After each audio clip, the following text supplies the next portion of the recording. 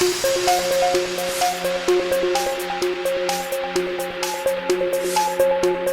we're going to be studying mathematics. And emerges from the second mirror. These words sound Be your teacher for today.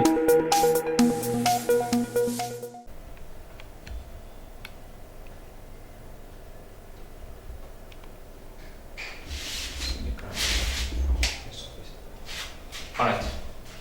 The characteristics of image formed on a plane surface. We have been talking about a plane surface. How can image be formed? How is it being formed on a plane surface? On a plane surface. I've told you a plane surface could be any fine surface, the surface of a clean paper, the surface of a clean board, and the surface of a smooth table. It's a plane surface. Now, what is the nature of the image formed there? So, illustration.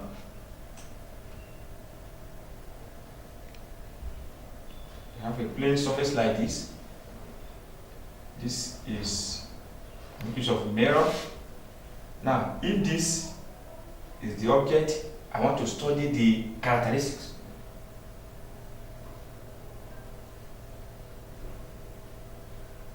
Object standing. So from here to here is U. Then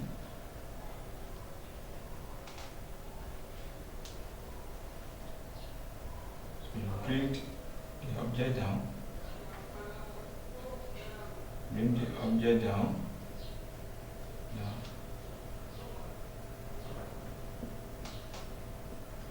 from this place. Alright, we have a conduit object here. This is the image now. Now the image, the arrow is very important, showing us the incident ray, showing us the reflected ray. So the gap between this to this is U, that is object distance. So U is object distance. V, image distance. Now, between this place and this place is the object height. Alright, same thing between here and this place is the image height. So between this place to this place is U, which is the object distance. Here to here, which is the image distance. Alright, from this now, we now bring out the characteristics. The characteristics are not in the book, they are in the diagram. Number one is that, now, if you look at this object now, look at the distance of this object to the mirror. This is the mirror. Look at the gap. Approximately, it's the same from here to here. So that is number one characteristic. Number one characteristic is that the object distance, that is the gap between the object and the mirror, is equal or the same with the gap between the image and between the image behind the distance between the image behind the mirror. Now, that is one. Two, you can see that the object size and the image size, they are also the same. What by size? For example, have you ever looked at yourself in a plane mirror? What do you observe? You observe that yourself, as you observe it in a plane mirror, you don't become magnified and you will not become diminished. It is the size of yourself that you will see. You don't see yourself 2 times of your size in the mirror. No, that's what I mean by the object size and the image size, they are the same. That is the 2 characteristics. The third one is that the image and the object and the image we saw that they are upright. Look at it. The head is here, the tail is here, the head is here. It is not like this, changing like this. So if it is standing like this, if this is the object you are taking the picture from your mirror, then the image will still be like this. Not like any other type of curved mirror or lens that will turn it like this. So the image and the object, the image is upright. That the third characteristic. I say number 1 is that object distance to the mirror is equal to the image behind the mirror. Number 2 is that the size of the object and the image will be the same. Number 3, the image is upright, not inverted. Some mirror, are we curved mirror or lens, we look for inversion. It will be inverted, not in this case. That is 3. Fourth is that here it is laterally inverted. There is difference between lateral inversion and image being inverted. When you say image being inverted, it turns upside down like this. But when you say lateral inversion means the left becoming the right. Take for example, at home there, lift up your left hand before a mirror. What you discover? You will discover that it will be as if it is right hand you are lifted up. That's what we call a lateral inversion. So the left becoming the right, or the right becoming the left. So if you see letter P in front of a mirror like this, if this is a mirror, if they say letter P like this, it will appear like this. That's P. This is what we call a lateral inversion. Take note. So that is the number 5th characteristics. The next characteristic is that the magnification of a plane mirror is 1. Magnification. What is magnification? It's just the ratio of the image size to the object size. That is, if the object is 10 centimeter and the image you now get is 20 centimeter, it will now be 20 centimeter over what? 10 centimeter. That gives us magnification. And the letter for magnification is big M. So that's what we call a magnification. So for the case of a mirror, the magnification is 1. How? You know, I've just told you now that the formula for magnification is the image size over the object. That is the size of the image to the object. Let's say my image, after I have projected it, let's say my image is 12 and the object I project, the object that is being projected is 3. So I will now have 4. My magnification here is 4. But in this case of mirror here, you see this formula, magnification is V over U. Then what is our V? You know, I told you that the object distance and image distance is the same. So if U is 10 and V is 10, 10 over 10 equals 1. So that is why the magnification of a mirror is always equal to 1, because the image size and the object size will be of the same length. So if that should be the case, then 10 over 10, so the magnification is 1. Those are the characteristics of image form in a plane mirror. Those are the characteristics of image form in a plane mirror. Try as much as possible to remember them and to know how to carry out calculation under this. I say again, calculation under this. I will just illustrate one calculation for you in a diagram. They may say that a boy is 2 meters to the mirror.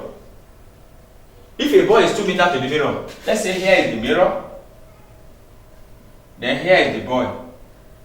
2 meters to the mirror. That's what they are saying. A boy is 2 meters to the mirror. Where will be the image of the boy behind the mirror? the image of the boy behind the mirror from the mirror will also be 2 meters because of the principle or the property or the characteristics of a mirror.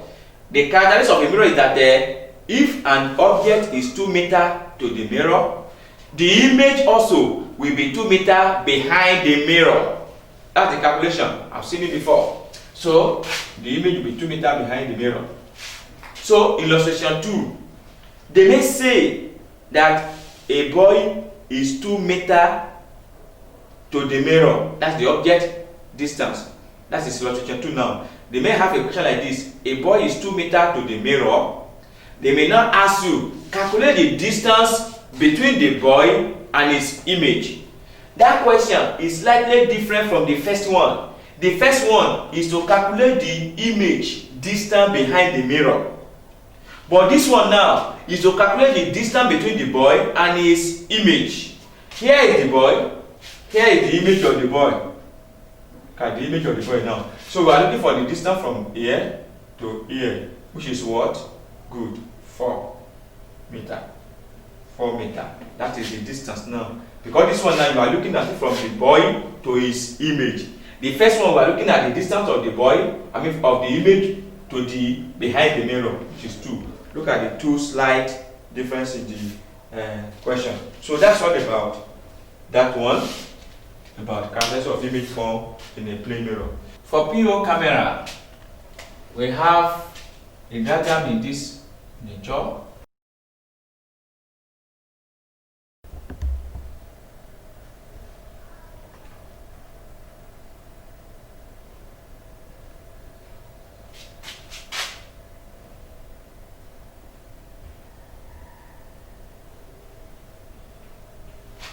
Alright, this is the pinhole. There's a hole there. This is from here to here, and back from here to here. This is the U, this is the V, this is the OD, object distance. This is same as ID, image distance, from here to here. This is image height. From here to here, this is object height. Alright, here, the image is inverted. The image is inverted. So see the object. Here's the object upright there. But the image, that's what happens when you use camera to snap somebody. The image will be inverted. Is the nature of the characteristics of image form in a camera. Alright, this is an example of a PO camera.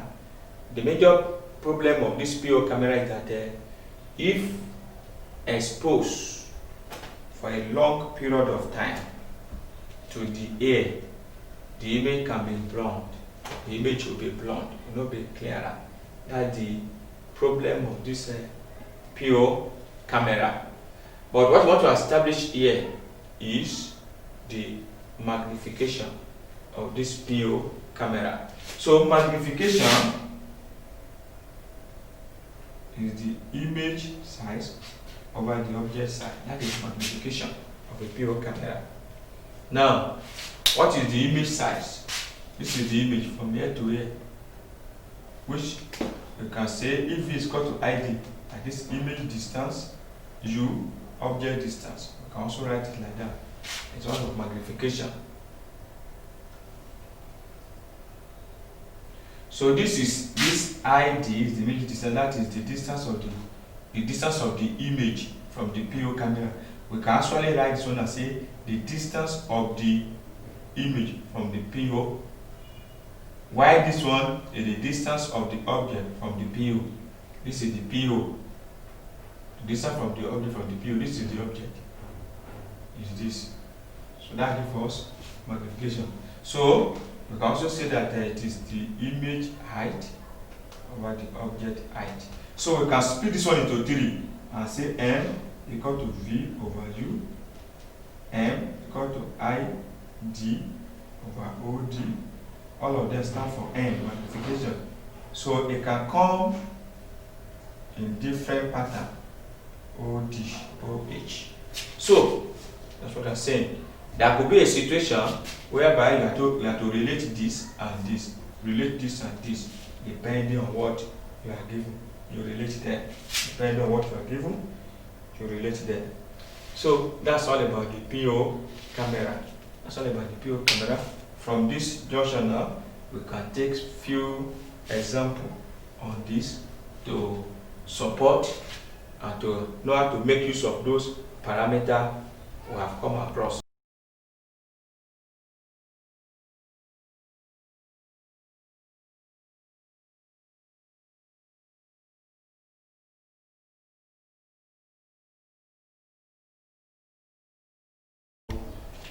Alright, let's look at this question and see how it goes.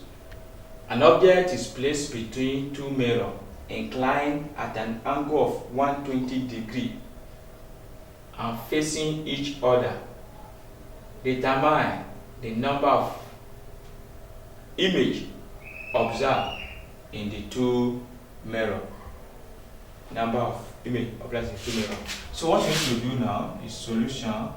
We know angle 120 you are given. So we are looking for number of images. So you recall the formula. So you recall the formula that n equal to 360 theta minus 1. So n is 360 over 120 minus 1. So n equal to, this is 3 minus 1. So we have 2. That is the number of 2 images. So that's about that.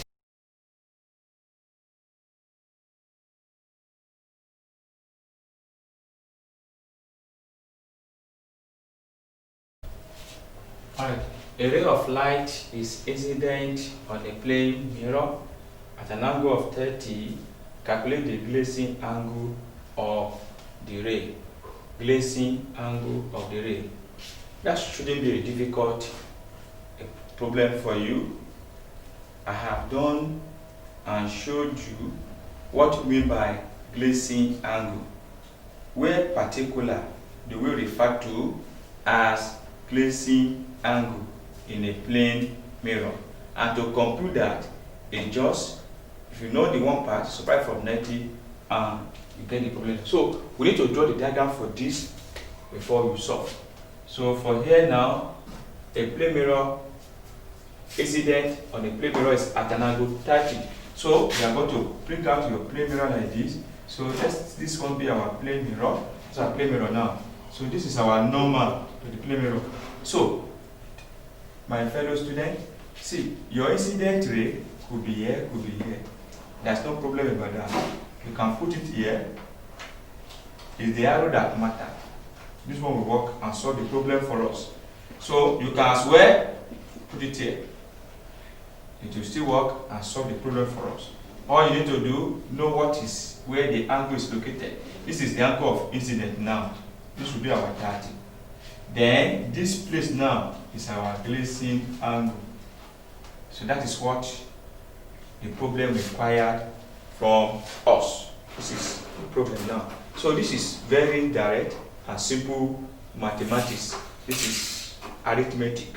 Alright, the whole thing is 90. So the glazing angle, call it alpha, will be 90 minus 30. Because this is it. Because this is alpha. So alpha plus 30 equal 90. Understand it? So this is 30 plus alpha give us the whole 90. This place plus this place give us the whole 90. So this is our glazing angle. So alpha is now 90 minus 30 equal to 60. So that is the glazing angle there. Alright, in illustration 3, you can see the diagram above very clearly. This is the incident ray striking this mirror 1. Actually, 2 mirrors in the system. this is not incident angle, this is glazing angle. If it is this incident angle, this place will be given. So this is the normal. So this is incident ray to mirror 1. Why this is the reflected ray to mirror 1, which will now be the incident ray to mirror 2. Why this one not be the reflected ray of mirror 2? That's how the diagram look like. So a ray of light is incident on mirror M1, and after reflection, the reflected ray become another incident on mirror M2, as shown in the diagram. So calculate the angle of reflection of the ray at mirror 2, not mirror 1. We are looking at mirror 2, the angle of reflection at mirror 2. Alright, now if I to be mirror 1, this is the angle of reflection in mirror 1, but we don't need that place. So this is how we are going to go about the question. Solution will be, I'm going to do another picture of this diagram again. Let's say we have the diagram like this. We draw it so that we can do the clear dimension. We have this one here, that is mirror 2. This is M1. So this is our incident ray. So this is 30. This is our N. So here like this. Alright. That is that now. So you can do a little bit of mathematics here now. And the mathematics we are going to do is that, don't forget the law of reflection. Incident angle equal to reflected angle. So this is incident angle I. This is the reflected angle. So if I'm able to get this place, whatever that is here must be here. That settles that case. Alright. For me to get this place now, I know that the whole angle is 90. What do I mean? That is from this point to this point.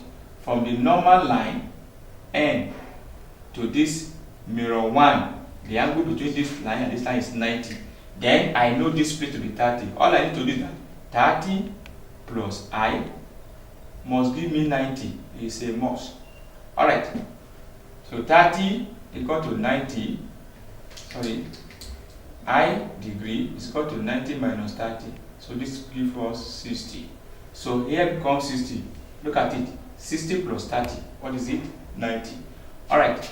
Now, if this place is 60, automatically here is 60.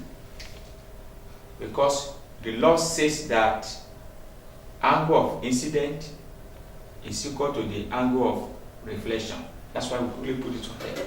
Alright, now if you look at these two sides now, here is a parallel line. Look at this. It's a parallel line. This mirror 2 parallel to this normal. True of us? Yes. So if this is parallel to this, then this angle and this angle must alternate. This angle and this angle must alternate. So quickly, this becomes 60. Here now we are combining mass to solve this problem. Right, you see, the law of physics work for this. Now, the law of mathematics now. That's what I use here. Alternate angle here. So, for me to get this angle and this angle, I must do a little bit of construction.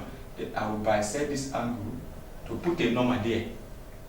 To put a normal line. So this is a normal line now. So if this is a normal line, remember this reflected ray of this ray is now the incident ray to this mirror 2. So if this is incident ray, you treat it as the law of reflection now. We say that incident angle is equal to the reflected angle. So if this is incident ray, so this is the incident angle now. Another incident angle. So if here is 60 and here is I, this plus this must also make 90. So I plus 60 equal to 90. So I, that is I in the second mirror. Let's denote it with I of 2, meaning I of 2, that is I of the second mirror. Alright. Equal to 90 minus 60. Our answer is 30. Here is 30. Here also must be 30. incident angle must be equal to reflected angle. So, now conclude, I2 must be equal to R2 degree, which is equal to 30. So that is the solution, and that is the reflection and the reflected angle we asked to calculate. So you must be fast in mathematics, combine it with physics, it make you make work better and easier for you to do. Alright, you can close your book, try it again, many times you wish to try it, as you have the time, then look at the work again, the whole thing, you find it more clearer. The better or the more time you look at all of these things, the clearer understanding you have each time. So don't waste time. Make sure that you give this thing time, read time to it, study it, and you see that you become better each time you look at all of these things, and on your own you'll be able to solve problem.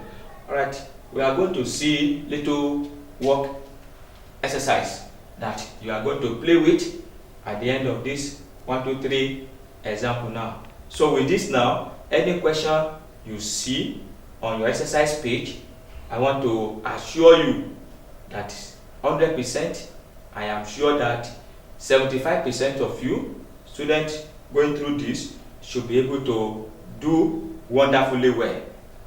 Alright, so this question will actually take you and make you to study very fast and add more knowledge to you as you go through them. Two plane mirrors are inclined at 90 as shown in the diagram. A ray AB, incident ray, strikes the first mirror at P and emerges from the second mirror along CD.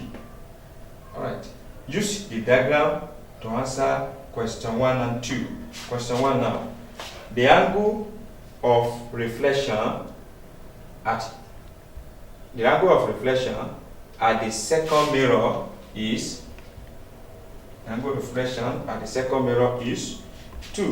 The deviation of the ray after reflection by the two mirrors is. The second question. A ray of light is incident on a plane mirror at an angle of 20 degrees. If the mirror is rotated through 30, how many degrees would the reflection from the mirror? How many degrees would the reflection from the mirror? Alright, 3. An object is placed in front of two plane mirrors inclined at an angle theta. If the total number of images formed are 7, find the value of theta. An object is placed 10 cm in front of a plane mirror. If it is moved 8 cm further away from the mirror, determine the distance of the final image from the mirror. Alright, these are the questions you need to go through it. In the first place, ensure you read, get a clearer picture of what the question is trying to say or ask you to do. Once you do that, bring out the parameter and go on with the solution. So the questions are simple, straightforward, not too complex, good for a starter. Even not you that have attended the first module and the second module. For those that have not even attended any of our module, now they can do this. But for now, for people like you, we understand that you have high knowledge now, high skill, more understanding in handling problem in physics. So I don't believe that there should be any difficult task there. So peradventure, well, you still come across one area or the other you need a clearer information about. The number to reach us is on the screen there. It's a WhatsApp number. Send your WhatsApp message to us, and as soon as we receive it, whatever might be the issue, we get to you in the shortest time. Meet you again for the next topic in this module.